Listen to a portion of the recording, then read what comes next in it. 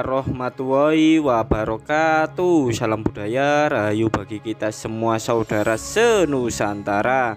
Tujuan kali ini kita akan mendatangi tempat pesugihan halal ataupun pesugihan putih tanpa tumbal di suatu tempat yang mana tanpa tumbal. Pesugihan ini berada di lereng gunung yang mana di situ ada sumber mata air, dan disitulah terdapat sebuah kerajaan bulus atau yang kita kenal dengan labi-labi, dan disitulah ada sosok bulus putih.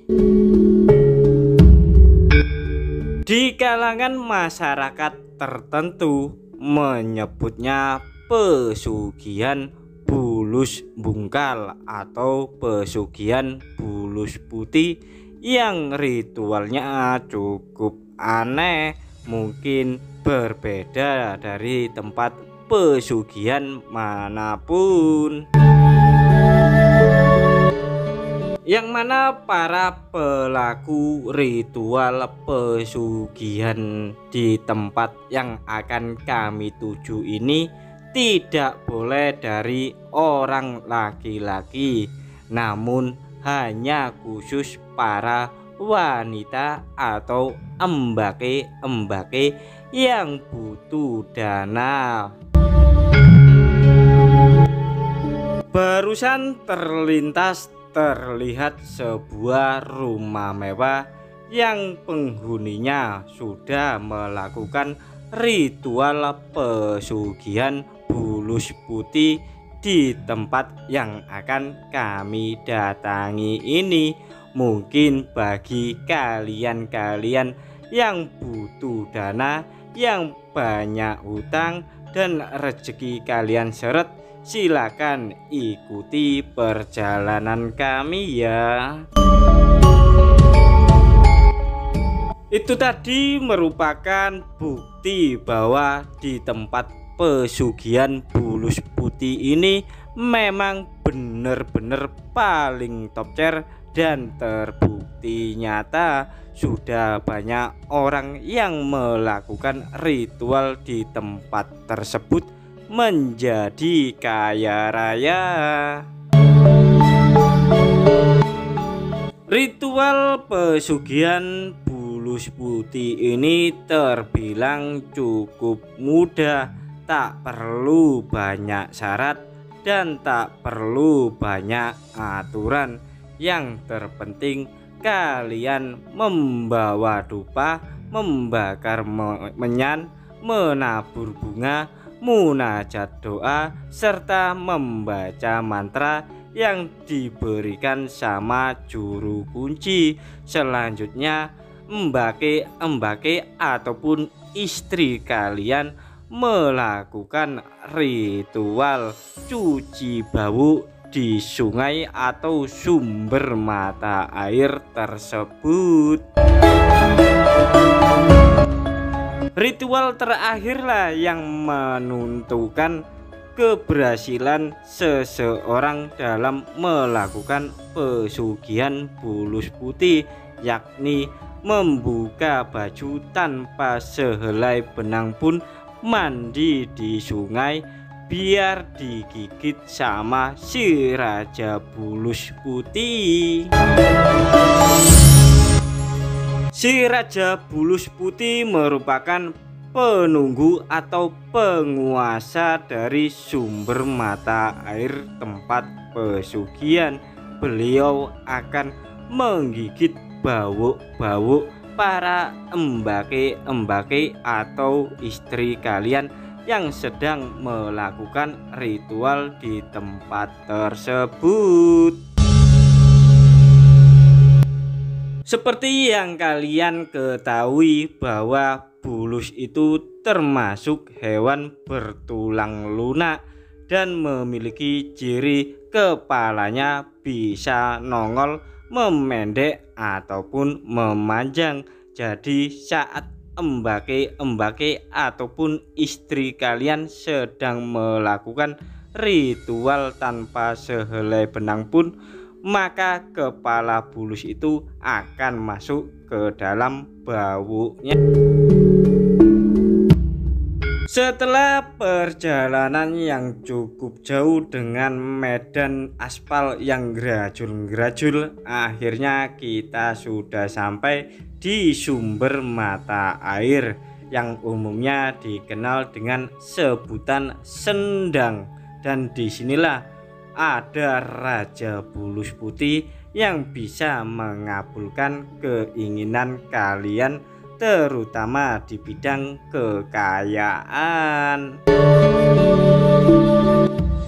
Daripada kalian sibuk mencari hutangan di rentenir ataupun bank-bank yang ada di sekitaran rumah kalian, mending kalian datang ke tempat ini karena sudah banyak orang antri menunggu ritual pesugihan Bulus Putih. Seperti tampak di hadapan kita ini, banyak ibu-ibu yang akan melakukan ritual pesugihan Bulus Putih. Tampak ada kaki dari seorang bapak-bapak yang menunggu istrinya ritual di tempat ini dan merelakan bau istrinya dimasukin sama kepala bulus yang tulang lunak. Dan ini ada sebuah gambaran sapi yang masyarakat biasanya menyebutnya rojokoyo. Jadi kalian diharapkan menjadi orang kaya. Tampak di hadapan kita ini merupakan sebuah bentuk simbol dari si penunggu atau penguasa Sendang ini, yang mana wujud dari Raja Bulus ini berwarna putih seperti albino. Selanjutnya kita akan mencoba mendekat di bibir dari kolam Sendang ini, yang mana banyak ribuan ikan-ikan dan masih belum tampak si Raja Bulus Putih. Mungkinkah tersembunyi di dalam air?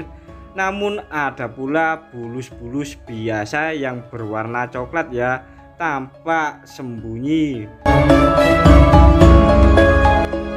Coba perhatikan baik-baik mata kalian, tampak ini ada bulus ya.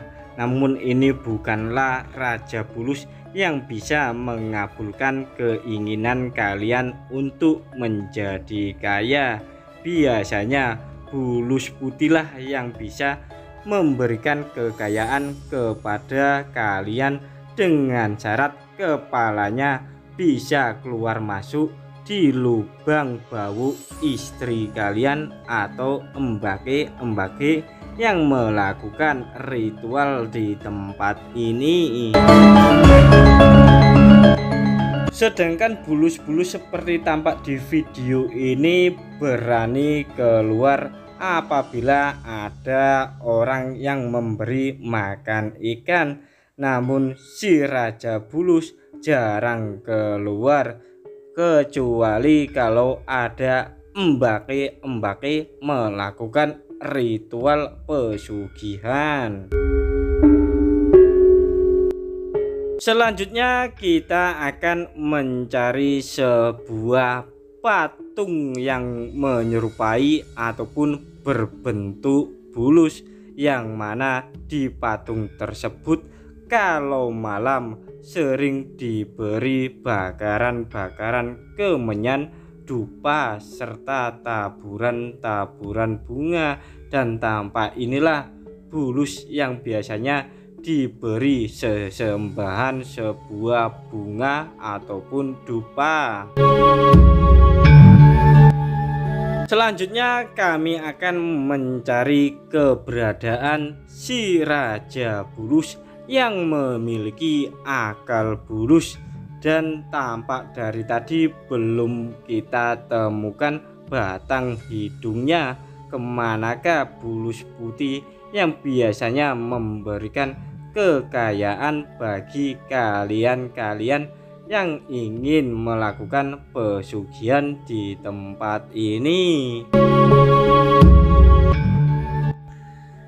Tak hanya kami mencari si raja bulus putih yang ada di tempat ini, namun kami juga ingin cuci mata melihat embake-embake yang melakukan ritual pesugihan di tempat ini, yang konon katanya tanpa menggunakan sehelai benang pun. Menurut informasi yang kami peroleh, si Raja Bulus penunggu dan penghuni sendang ini ukurannya cukup besar, kisaran 2 meter lebarnya dan panjangnya ada 4 meter. Jadi bila mencungkul ataupun menjumbul dari dasar air ini pasti akan terlihat. Sudut demi sudut dari sendang keramat ini, namun belum pula kami menemukan tanda-tanda kemunculan si Raja Bulus putih. Maka tak heran banyak embake-embake ataupun mama-mama tadi masih menunggu antrian untuk kemunculan si Raja Bulus putih.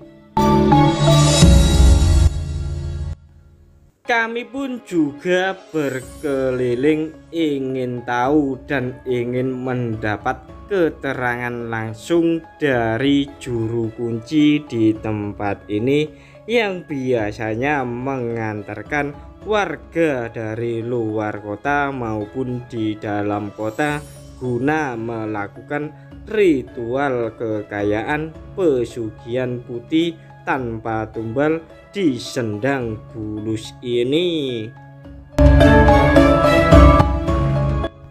Apakah ritualnya itu siang hari ataukah malam hari? Karena menurut informasi yang kami peroleh, ritual pesugihan di tempat ini dilakukan siang hari. Namun hingga saat ini masih belum banyak yang memulai melakukan ritual di tempat ini. Bagi kalian-kalian yang ingin melakukan ritual di tempat ini dengan membawa anak, gak usah khawatir karena di sini sudah tersedia banyak sekali wahana permainan. Bahkan kolam renang pun juga ada sambil menunggu istri kalian ataupun embake-embake melakukan ritual pesugihan di tempat ini. Di tempat ini juga tersedia tempat ataupun sanggar ataupun tempat peristirahatan apabila kalian capek dari perjalanan jauh datang ke tempat ini, karena lokasinya cukup luas dengan pemandangan pegunungan kidul. Kalian juga tak perlu repot-repot membawa bekal makanan dari rumah, karena di tempat ini juga tersedia warung-warung 24 jam serta harganya pun cukup murah meriah.